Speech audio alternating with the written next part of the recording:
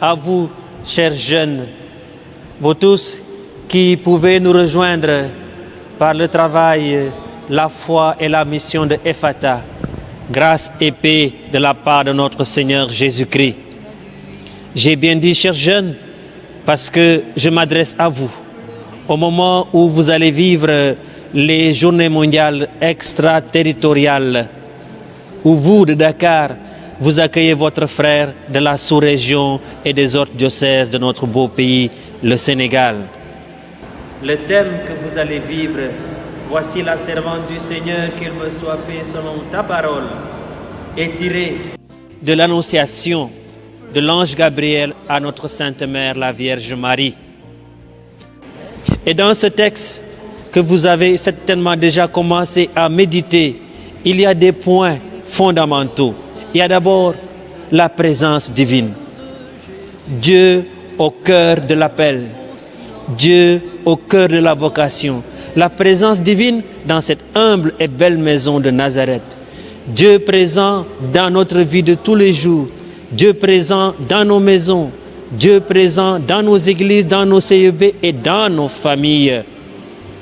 Ensuite, le deuxième point, dans cette belle page d'évangile, il y a le messager, l'ange. Cet ange que Dieu envoie, Gabriel, il sera avec vous tout au long de votre séjour à Popenguine, pour ne pas dire tout au long de votre vie. Soyez attentifs à son message. Soyez attentifs à sa présence qui éclaire, illumine et réconforte. Le troisième point, c'est le message. Le message que Dieu donne à la Vierge, qui commence par une salutation.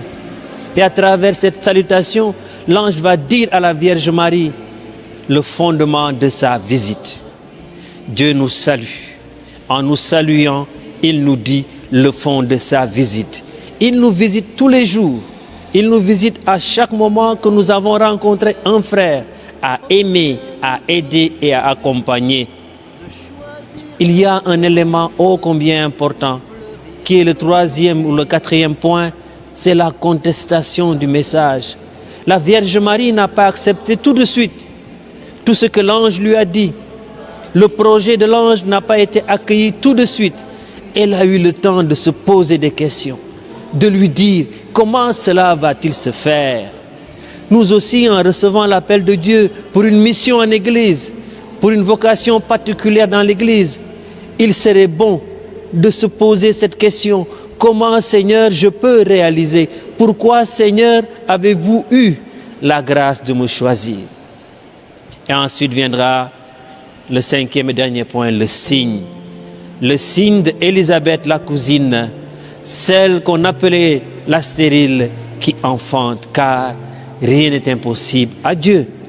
C'est à ce moment-là simplement que Marie acquiesce et dit, voici la servante du Seigneur. Ce qui signifie pour chacun d'entre nous, frères et sœurs, et mes amis, pour chacun d'entre vous, prenez soin de découvrir la présence de Dieu dans votre vie. Ne négligez pas les messagers de Dieu qui peuvent être vos parents, vos amis, vos compagnons, vos camarades de travail. Écoutez Dieu. Aimez-vous, aimez et écoutez Dieu dans sa parole. Écoutez-le dans les gestes du quotidien. Écoutez-le, car Dieu nous parle tous les jours. Mais avec réflexion, avec maturité. Acceptez votre vocation.